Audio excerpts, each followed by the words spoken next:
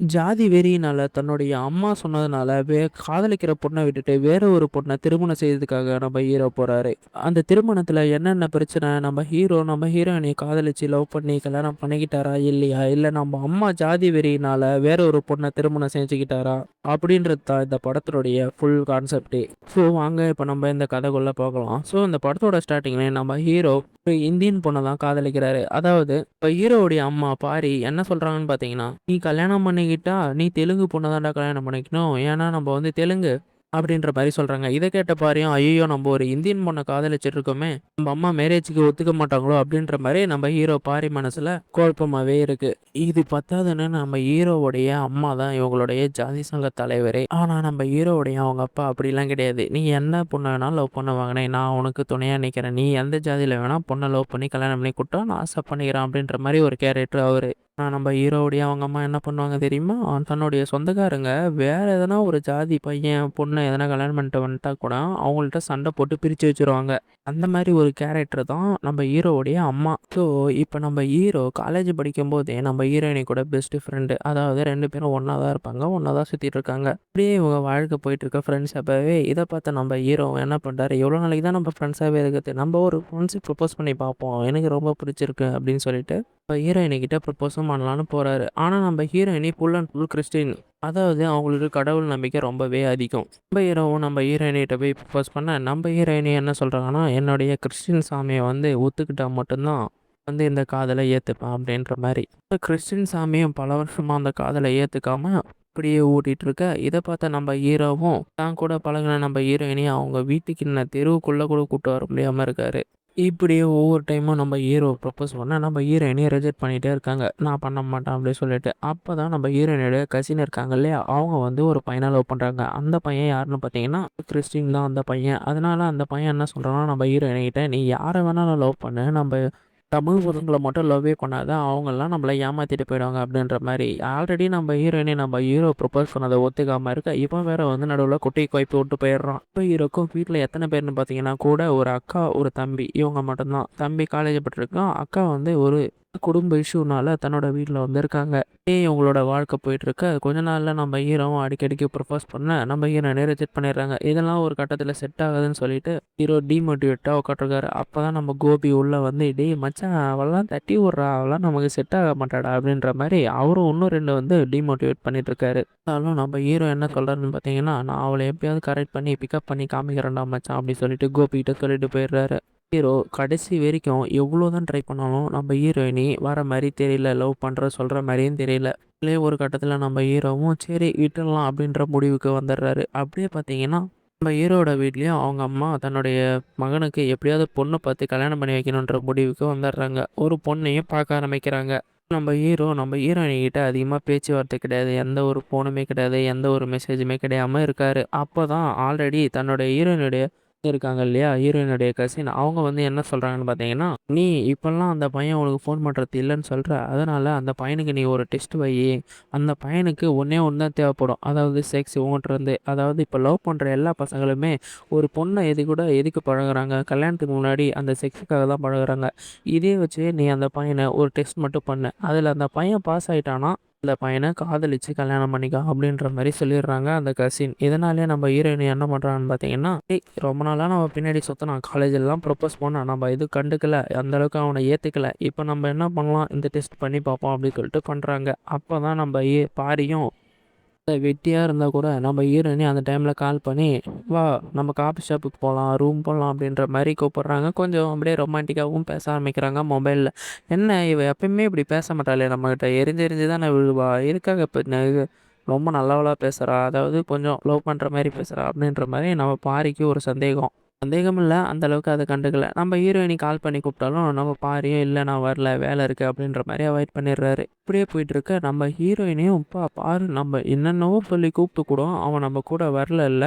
அப்போ எந்த அளவுக்கு அவன் ஜென்டில்மேனாக இருந்திருப்பான், பசங்களை விட இவன் ரொம்ப நல்லவன் தான். நம்ம உடம்புக்கு அவன் ஆசைப்படல, நம்ம மனசுக்கு தான் ரொம்ப ஆசைப்பட்டிருக்கான் அப்படின்ற மாதிரி ஹீரோயினி நினச்சிக்கிட்டு அவனுக்கு எப்படியாவது நம்ம ப்ரப்போஸ் பண்ணி ஆகணும் அப்படின்னு சொல்லிட்டு ஹீரோவை ரொம்பவும் கம்பல் பண்ணி ஒரு இடத்துக்கு வா அப்படின்ற மாதிரி கூப்பிடுறாங்க. அந்த இடத்துக்கு வந்தோடனே நம்ம ஹீரோயினையும் ப்ரப்போஸும் பண்ணுறாங்க. ஹீரோக்கு ஆல்ரெடி வீட்டில் ஒரு பொண்ணை பார்த்து என்கேஜ்மெண்ட்டுக்கு ஃபிக்ஸும் பண்ணிட்டாங்க. இப்போ நம்ம ஹீரோயினை ஸோ நம்ம ஹீரோயினையும் ப்ரப்போஸ் பண்ணா, நம்ம ஹீரோவும் அந்த இக்கட்டான சூழ்நிலை, ஐயய்யோ! வீட்ல ஒரு பொண்ண பார்த்து மேரேஜுக்கும் ஃபிக்ஸ் பண்ணிட்டாங்களே! இப்போ வந்து இவ ப்ரப்போஸ் பண்றாளே எதிர்பார்க்காத டைம்ல. பண்றது, ஏது பண்றதுன்னே ஹீரோ முழிச்சுட்டு, அந்த இடத்துல திடீர்னு ஓகேன்னு சொல்லியிருந்தாரு ப்ரப்போஸுக்கு. அந்த டைம் ஆன பிறகு நம்ம ஹீரோவும் கோபி கிட்ட போயிட்டு, இந்த மாரி அந்த பொண்ணு திடீர்னு வந்து எனக்கு ப்ரப்போஸ் பண்ணிட்டா, என்ன பண்றதுன்னு தெரியலடா, ஓகே சொல்லிட்டேன். ஆனா வீட்ல பார்த்தோன்னா, ஆல்ரெடி எனக்கு ஒரு என்கேஜ்மெண்ட்டு ஃபிக்ஸ் பண்ணியே வச்சிருக்காங்கடா வீட்ல அப்படின்னு சொல்லிடுறாங்க. நம்ம கோபி என்ன சொல்றாருன்னு பார்த்தீங்கன்னா, "சரி விட்றா, அந்த பொண்ணு என்ன உனக்கு கல்யாணமா பண்ணிக்கிறேன் சொல்லுச்சு. லவ் தானே பண்ணுது. விடு பார்த்துக்கலாம். தட்டி விடு மச்சான். யூஸ் பண்ணிட்டு தூக்கி கடாக்கு போடா" அப்படின்ற மாரி பேசிடுறாரு. சரி என்ன பண்ணுறதுன்னு தெரியாம முழிச்சுட்டு இருக்கான். லவ் பண்ண அன்னையிலேருந்து நம்ம ஹீரோயினி எங்கே கால் பண்ணி கூப்பிட்டாலும், எங்கே கூப்பிட்டாலும் நம்ம ஹீரோ போகாம தான் இருக்காரு. கொஞ்சம் கொஞ்சமாக நம்ம ஹீரோவும் அவாய்ட் பண்ணவும் ஆரம்பிக்கிறாரு ஹீரோயினி. இது தெரிஞ்சுக்கிட்ட நம்ம ஹீரோயினியும் இதுக்கு இவன் நம்மளை அவாய்ட் பண்ணுறான் அப்படின்னு சொல்லிட்டு யோசிச்சுட்டே இருக்காங்க. ஆனால் இந்த லவ் விஷயத்தை திடீர்னு நம்ம ஹீரோயினி அவங்க அப்பா கிட்ட சொல்லி ஓகேவும் பண்ணிடுறாங்க. பண்ணிட்டு நம்ம ஹீரோவை வீட்டுக்கும் இன்வைட் பண்ணுறாங்க. இந்த மாதிரி வா, என்னோட லவ் மேட்டரை நான் எங்கள் அப்பாட்ட சொல்லிட்டேன். எங்கள் அப்பா உன்னை கூப்பிட்றாரு, நேரில் பார்க்கணுமா அப்படின்ற மாதிரி. நம்ம ஹீரோவும் போக, நம்ம ஹீரோயினுடைய அவங்க அப்பாவும் ஓகே, எனக்கு உங்களோட லவ்வை நான் அக்செப்ட் பண்ணிக்கிறேன் அப்படின்ற மாதிரி சொல்லிடுறாங்க. நம்ம ஹீரோவும் நேசிக்கிறாரு. உங்கள் வீட்டில் டக்குன்னு ஊற்றிக்கிட்டீங்க, ஆனால் எங்கள் வீட்டில் இதை பற்றி தெரிஞ்சால் வேற ஒரு மதத்து பொண்ணை நான் காதலிக்கிறேன்னு தெரிஞ்சால் என்னை அடித்து கொன்னுடுவாங்க அப்படின்ற மாதிரி நம்ம ஹீரோவோட மைண்டில் ஓடிட்டுருக்கு. இந்த விஷயம்லாம் கொஞ்சம் கொஞ்சமாக முடிய, அப்போ தான் நம்ம ஹீரோயினி எதுக்காக அவன் நம்மளை அவாய்ட் பண்ணுறான் அப்படின்ற மாதிரி யோசிச்சுட்டு, அப்போ தான் நம்ம ஹீரோட ஃப்ரெண்டு கோபிக்கு கால் பண்ணி கேட்குறாங்க. ஹீரோயினி கேட்கும்போது கோபியும் சரக்குல இருக்காரு. அந்த டைமில் சரக்கு அடிச்சுட்டு என்ன சொல்றாருன்னா, ஏமா அவன்லாம் அவனை விட்டுருவாம்மா, விட்டுட்டு வேற ஒரு பொண்ணை வீட்டில் பார்த்தாங்கம்மா, கூட ஜாலியாக அவன் மிங்கில் ஆகி சுற்றின்னு இருக்கிறான், அவனை கைட்டி விட்டுருவாம்மா அப்படின்ற மாதிரி சொல்லிடுறாரு.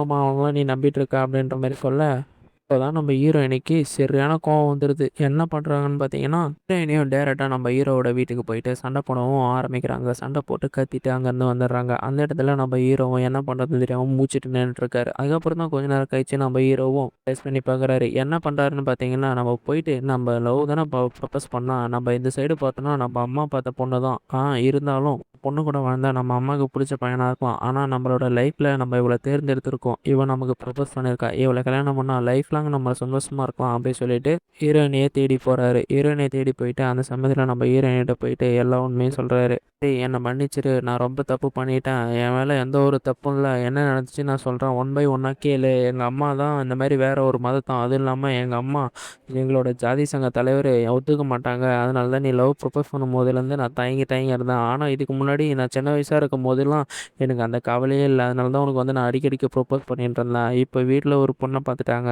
அந்த பொண்ணுனால தான் நான் அவனை அவாய்ட் பண்ணிட்டு இருந்தேன். என்னை மன்னிச்சிருமா, சாரிம்மா அப்படின்ற மாதிரி கெஞ்சுறாரு.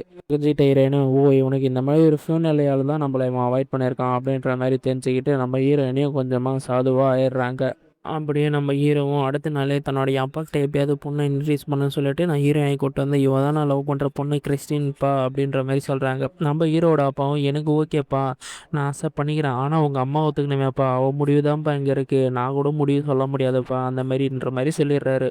அப்போ தான் இந்த இடத்துல நம்ம ஹீரோவுடைய அவங்க அப்பா ஒரு பிளானை போடுறாரு. நீ ஒரு கிறிஸ்டின் பொண்ணை தான் லவ் பண்ணுற, நம்ம என்ன பண்ணலான்னா நீ லவ் பண்ணுற பொண்ணை ஃபுல்லாக இந்து கலாச்சாரம், அதாவது நம்மள மாதிரி கலாச்சாரத்துக்கு மாற்றி நம்ம அம்மா முன்னாடி எடுத்துன்னு போய் நிறுத்துவோம் அப்படின்ற மாதிரி அவர் பிளான் போடுறாரு. அந்த பொண்ணுக்கிட்டேயும் அந்த பொண்ணை வர சொல்லி, அம்மா இந்த மாதிரி இவன் உன்னுடைய கலாச்சாரத்துக்கு மாறிடுவான், நீ வந்து எங்கள் கலாச்சாரத்துக்கு மாறு, அப்போ தான் இவங்க அம்மா முன்னாடி போயிட்டு நம்ம எப்படியாவது ஒத்துக்க வைக்க முடியும் அப்படின்ற மாதிரி சொல்லிடுறாரு. கேட்ட உடனே அப்போலேருந்து நம்ம ஹீரோவும் கிறிஸ்டினோட மதத்துக்கு மாறி அங்கே என்னென்ன பண்ணுறாங்க எல்லாத்தையும் கற்றுக்கிறாரு. இங்கே பார்த்தீங்கன்னா நம்ம ஹீரோயினையும் இந்து கலாச்சாரத்துக்கு மாறி புடவை கட்ட ஆரம்பிக்கிறாங்க. அப்போ தான் கோவிலுக்கெல்லாம் போக ஆரம்பிக்கிறாங்க. இந்த மாதிரி நடந்துட்டு இருக்கு. இது எல்லாத்தையுமே பண்ணி முடிச்சுட்டு ஒரு கட்டத்தில் தன்னுடைய அம்மா முன்னாடி கோயிலுக்குள்ளே போயிட்டு தான், நம்ம அம்மா கோயிலுக்கு போகும்போது தான் கரெக்டாக அந்த டைமில் தான் போயிட்டு நம்ம லவ்வரை மீட் பண்ணோம் நம்ம அம்மா அப்படின்னு சொல்லிட்டு அந்த இடத்துக்கு கூட்டிகிட்டு போகிறாரு. அப்போ பார்த்தீங்கன்னா திடீர்னு ஒரு ட்விஸ்ட்டு, நம்ம ஹீரோவோட தம்பி ஆல்ரெடி ஒரு பொண்ணை லவ் பண்ணி அவங்க அம்மா முன்னாடி போயிட்டு கோயிலில் காலில் விழுந்துட்டு இருக்கான். அதை பார்க்குறாரு நம்ம ஹீரோ.